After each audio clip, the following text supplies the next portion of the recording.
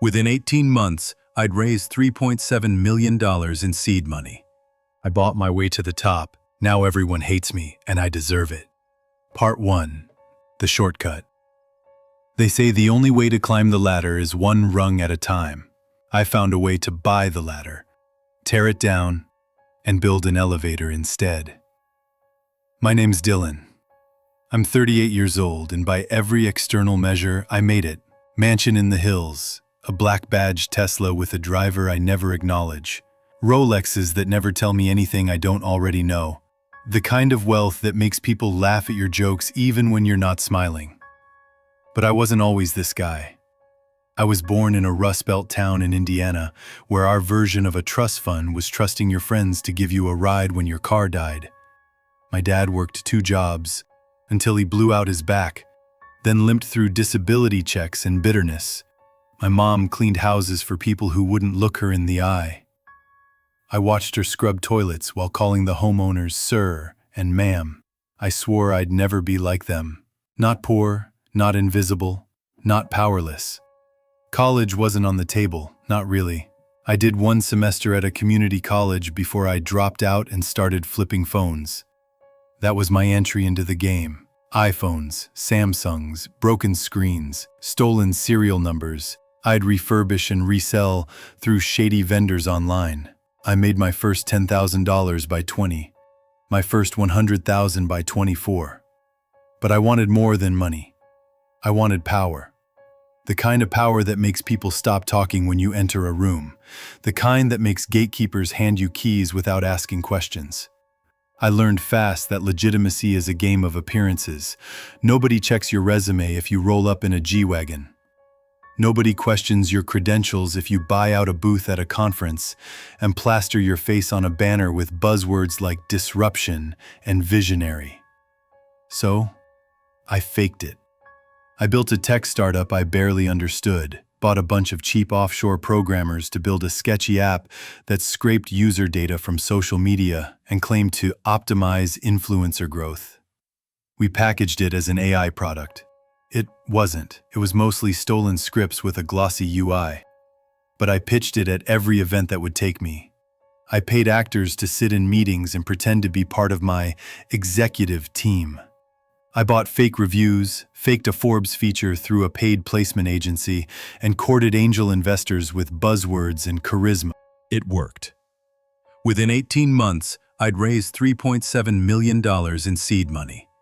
I used the cash to upgrade our office, lease exotic cars, and hire a real team this time. People who actually knew what they were doing. Engineers, marketers, advisors. None of them knew how fake it all was. Or maybe they did and didn't care. I was good at lying. But I was even better at selling the dream. I told everyone we were the next evolution of digital influence, that our algorithm could predict market trends and optimize brand growth using predictive modeling. Truth? It was smoke. A glorified scraping tool wrapped in jargon. But people don't invest in reality. They invest in perception. I was selling fantasy, and for a while, the world was buying it with both hands. My first real taste of power came when I got invited to speak on a panel at South by Southwest. I remember walking on stage, feeling the lights, the attention. People whispered my name, took pictures, asked for advice like I was some kind of oracle. I gave the same answer every time. Don't follow the rules, make your own. They loved it. And for the first time in my life, I felt untouchable. I hired a publicist, rented a penthouse, and started dating a model who told me she'd never heard of Indiana, and that I was the first self-made man she'd ever respected. I started talking like a motivational speaker, wrote threads on X about grind culture and 10x execution. I even paid a ghostwriter to draft a book proposal called Hustle Above All. I told myself I was building a legacy. What I was really building was a lie so big it couldn't collapse without taking me down with it. My co-founder, Jalen, was the only real person in my orbit back then. We'd started the company together, and he was the only one who knew the full truth about the fake user metrics, the shady scraping tactics, the paid PR. But he was ride or die. Or so I thought. Jalen was brilliant, but soft. He believed we could clean things up once we made it. That once we had the real money, we'd hire lawyers, fix the data issues, pivot the product. But I didn't want to pivot. I wanted to win. I didn't care if the foundation was rotting. As long as the floors above were made of gold, what did it matter? I started cutting him out of deals, took meetings without him, changed the cap table behind his back, diluted his shares so quietly he didn't even notice until it was too late. He confronted me in our office one night. I still remember the way his voice cracked when he said, "You're not building a company, Dylan. You're building a house of cards." I smiled.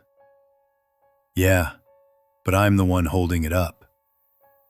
He quit that night, walked out, told me he hoped it all burn. I poured whiskey into my coffee mug and toasted his empty chair. Because in my mind, that was just one more weight off the ship, one less anchor. And for a while, it worked. The lie held until the sharks came. It started with an audit. One of our seed investors, an old-school Silicon Valley guy who looked like he ate raw protein and books on stoicism, started asking questions. He wanted to know why user retention didn't match App Store metrics, why our burn rate was rising despite AI automation, why our revenue was 95% ad spend and not subscriptions like I claimed. I deflected, smiled, lied, but he wasn't buying it. One night, I got a call from a junior engineer, one I'd never spoken to directly before. She told me in a shaking voice that someone from the SEC had contacted her, that they were asking about internal code practices.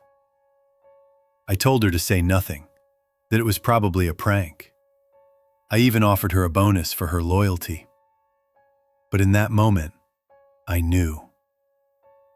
The walls were starting to close. That was 6 months ago. Since then, my story has unraveled like a pulled thread. Investigations, depositions, my name on Reddit threads titled Silicon Valley's Greatest Grifter. I still have money. I made sure to offshore enough to protect myself when the storm came. I even prepped a fake narrative, a redemption arc. I'll probably release a statement soon about lessons learned and moral responsibility. But behind all of it, I'm rotting inside. Because I didn't just lie to the world, I lied to myself. And no amount of money can buy back the version of me who used to believe in something other than power. Part 2. The Fall Begins.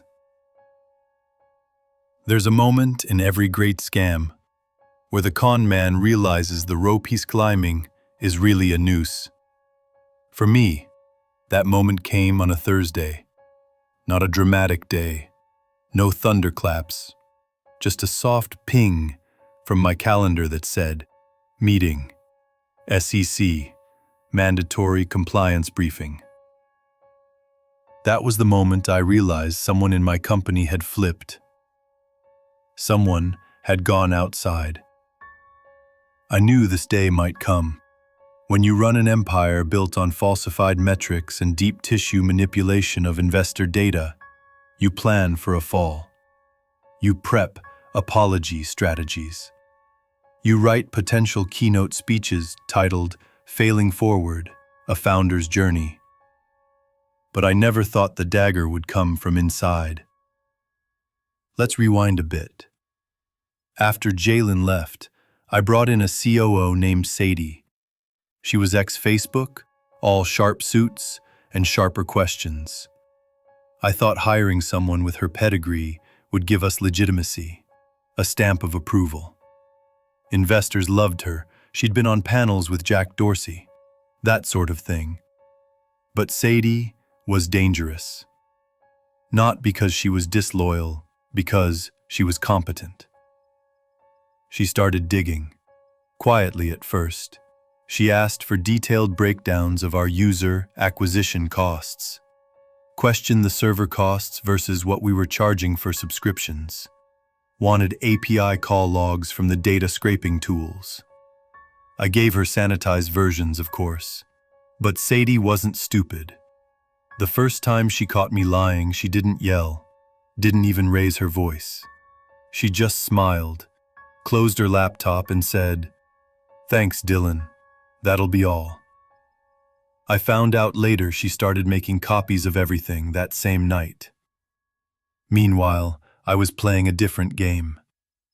The real reason I'd hired Sadie was because I needed someone to polish our image for a Series B raise. If we hit $15 million, I could exit, sell my majority, walk away with a golden parachute before the foundation cracked. I was negotiating with a firm in Dubai. They didn't ask many questions, just wanted numbers, momentum, a buzzword or two to hang their investment on. I had all that. Until I didn't. The compliance meeting with the SEC wasn't optional. Sadie made sure of that. When I walked into the conference room, she was already seated, with two men in cheap suits and federal-grade resting bitch faces. They weren't looking to talk. They were looking to dig. One of them opened with, "Mr. Klein, do you know what Section 17 of the Securities Act covers?" I smiled, leaned back in my chair and said, "I'm not a lawyer."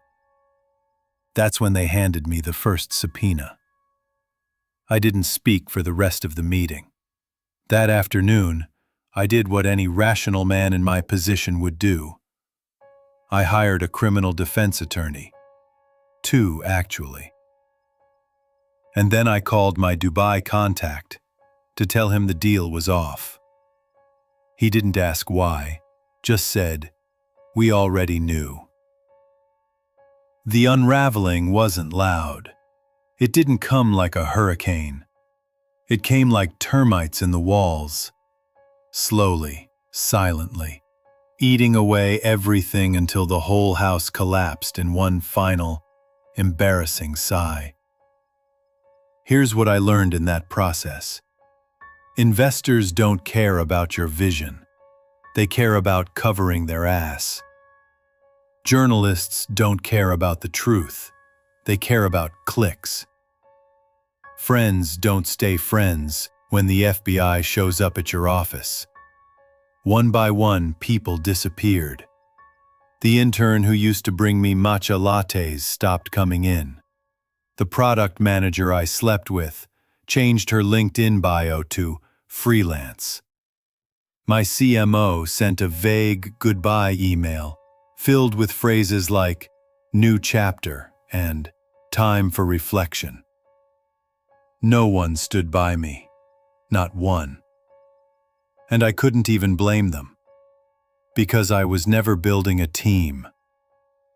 I was building a cult of personality, and the second the personality collapsed, so did the cult. Here's a true story that still haunts me. 3 weeks after the subpoena, I got drunk at home and called Jalen. I hadn't spoken to him since he stormed out. He picked up on the third ring.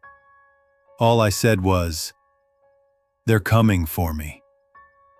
There was a long pause. Then he said, "Good." He hung up.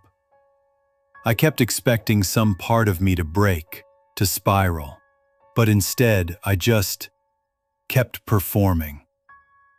Even with federal investigators on my tail, I went on podcasts, posted lessons in leadership on LinkedIn, published a ghost-written article in TechCrunch about resilience in startup culture.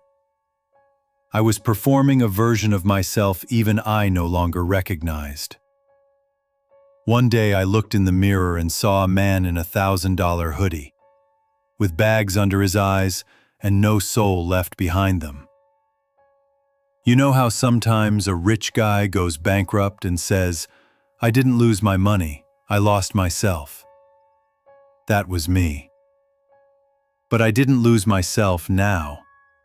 I lost myself years ago. I just didn't notice until there was no one left to lie to.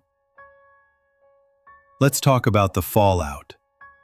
The app was pulled from all platforms. Investors filed lawsuits. The SEC froze my domestic accounts. Sadie resigned with a 19-slide statement that basically painted me as a sociopath. I was blacklisted from every incubator, conference, and venture group I'd ever touched. And me? I moved into a rental in Malibu that I paid for in crypto. Watched the sunset alone for the first time in 5 years. And realized I couldn't even remember the last real conversation I'd had with someone who didn't want something from me.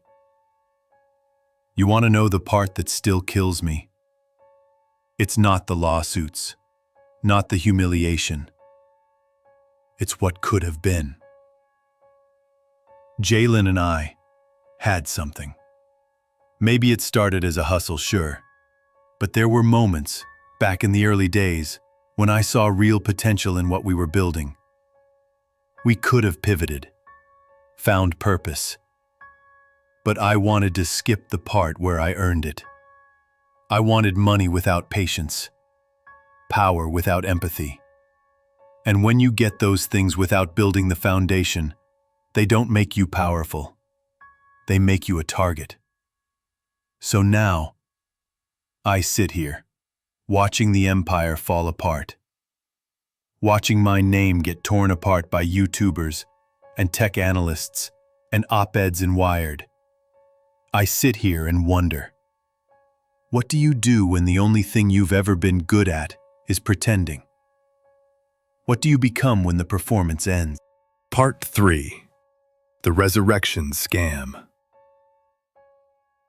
When you lose everything, you stop being afraid of consequences. That's the dangerous part. That's when people become untouchable, not because they're strong, but because they're nothing, and nothing can't be hurt. That's where I was. Name ruined, career nuked, money dwindling fast. My lawyers kept calling with new subpoenas, and I stopped picking up. I knew the end game. The SEC wanted a pound of flesh, and the public, they wanted a head on a spike. But I wasn't ready to give it to them. Not yet. Because somewhere in the ashes of what I used to be, a single, ugly idea remained. What if I come back? Not as Dylan Klein, disgraced tech bro, but as something else. I created a new identity.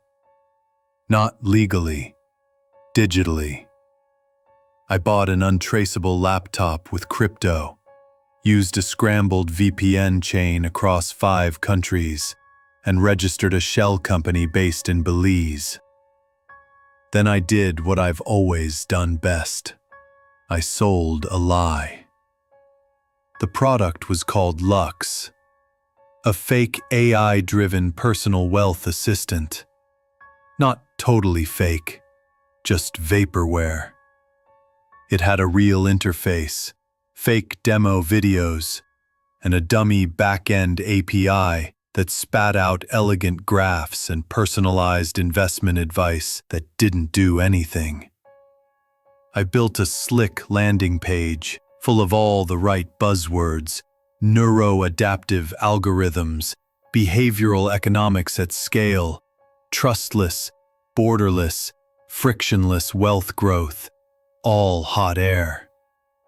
But the page was clean, minimalist, premium.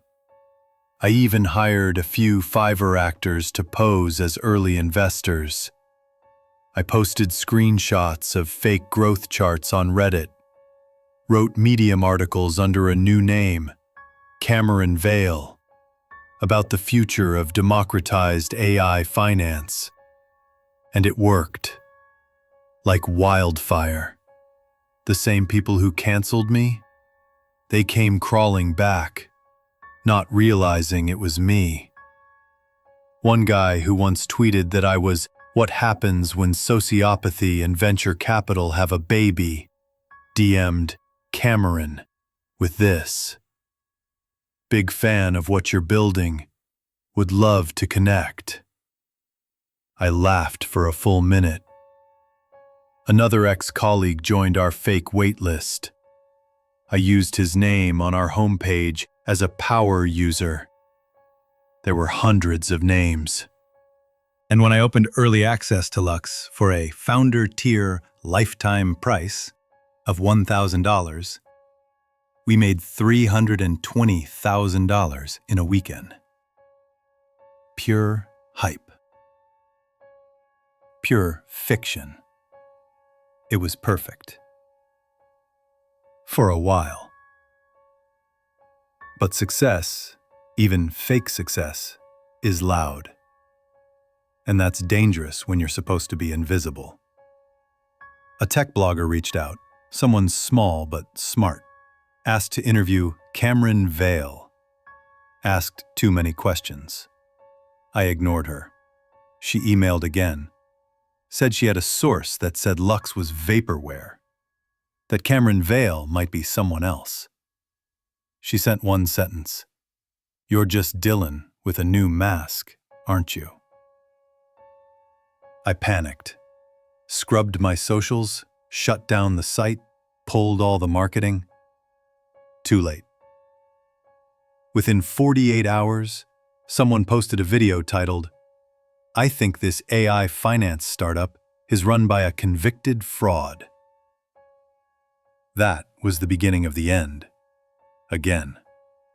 But something had changed. This time, people weren't just mad. They were fascinated. Because I had done the impossible, twice. Even when they knew it was me, some folks couldn't help admiring it. The comeback, the manipulation, the sheer audacity of trying again. I started getting anonymous DMs from other disgraced founders, from finance guys, from criminals. They all wanted one thing: teach me how. So I did, quietly. I started a private Discord server, invited only people who paid. I called it the Resurrection Club. And in that server, I taught them how to build a false brand, how to manipulate press cycles, how to fake momentum, how to create the illusion of demand. My students were hedge fund flops, influencers who got canceled, even one ex-CEO of a crypto platform that got sued for $80 million. I taught them everything, and they paid me handsomely for it. Not because they respected me, but because they wanted to be me. That's when I realized something deeper. In this world, power isn't about being good. It's not even about being right. It's about being useful to the people who want to cheat, lie, and win. And in that twisted little corner of the world, I was king again. One day, Sadie texted me. Yes, Sadie. The woman who'd sold me out, who'd orchestrated my professional execution. She texted just 5 words. "Still think you won?" I didn't reply. I didn't need to. Because the truth is, I did. Not in the way I used to win, press, funding rounds, accolades, but in the only way that mattered in this new world. I turned shame into product, guilt into currency, failure into a service. And that's what money and power really are. They're not about being admired. They're about being too useful to destroy. Final part. The price tag on a soul. Sadie showed up at my door at 3 a.m. No warning, no text, just the hollow thud of her fist on the steel security door of my rented Miami condo. I hadn't seen her in almost 2 years. The last time we'd spoken, she was giving a sworn deposition about how I'd defrauded investors and manipulated internal audits. Her testimony had cost me everything. Now here she was, barefoot, makeup smudged, face pale under the yellow porch light. I didn't open the door right away. I watched her through the peephole. She didn't fidget. She didn't cry. She just stared at the door, calm and cold, like she already knew I'd let her in. And I did. She didn't sit, just walked into the kitchen and poured herself a glass of water, like it was still her place, like she hadn't buried me with that testimony. "You're not hiding anymore," she said finally, voice low. "Not hiding, evolving," I answered, leaning on the counter. "Is this a visit or a threat?" She turned, studied me. "You're still so smug, even now." I didn't respond. "What do you want, Sadie?" She reached into her coat and pulled out a manila folder, dropped it on the counter between us. "Someone leaked your Resurrection Club chat logs." My stomach clenched. I opened the folder. Screenshots, transcripts, crypto wallet addresses, payment chains, everything. One log showed me coaching a disgraced biotech exec on how to fake a whistleblower to generate press.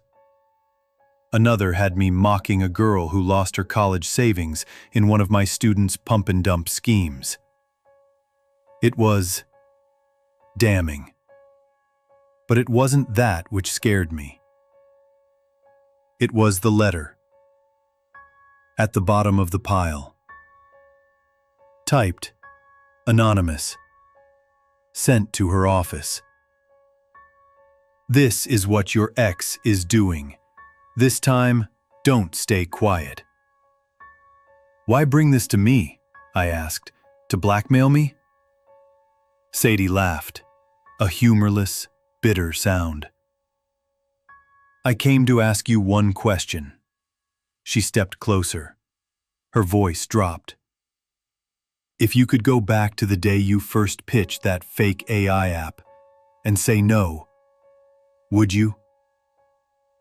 The question hit harder than I expected, because, for a second, I wanted to say yes. Yes, I would undo the lie, the second con, the manipulation of broken men and bitter losers. I wanted to imagine I had enough soul left to want redemption, but the real answer was, "No," I said, and she nodded like she expected it. She left without another word, didn't slam the door, didn't cry, just walked into the humid night like she'd buried the last part of me she ever cared about. The next morning, it was everywhere. "The Resurrection King exposed. Dylan Klein's secret empire of grifters." The article dropped at 6:14 a.m. It was brutal, methodical, verified. They had Discord messages, emails, client testimony. It trended on Twitter within an hour. Half the VC world posted cryptic subtweets about learning from past mistakes. One of my fake aliases got doxxed. My crypto wallets were flagged. By 9 a.m., every major news outlet had picked it up. The authorities hadn't even knocked yet, but I knew they were coming. I packed one bag, not because I was running, but because I knew exactly where I was going. The last safe place I had. It was a one-room cabin up in the Rockies. No Wi-Fi, no cell service, no cameras. It had belonged to my grandfather, a man who dug graves for a living and never owned a bank account. The irony wasn't lost on me. I sat on the front porch and watched the snowfall. No noise, no spin, no curated brand. Just silence. For the first time in years, I let the quiet in. Here's what I realized. Money is power. Power is freedom. But freedom without conscience? That's just isolation with extra steps. I had spent my entire life building rooms only I could walk into. Now I had no one to sit with. A week passed, then two. No calls, no headlines, no arrests. And finally, one morning, I found a note pinned to the door. This is your last out. If you want peace, take it. If you want war, go back. No signature, just a choice. I burned the note. Because peace was never mine to have. You want to know the real cost of money and power? It's not the fines, or the exiles, or the lawsuits. It's that one day, you look around at your empire and realize you're the only one still alive in it.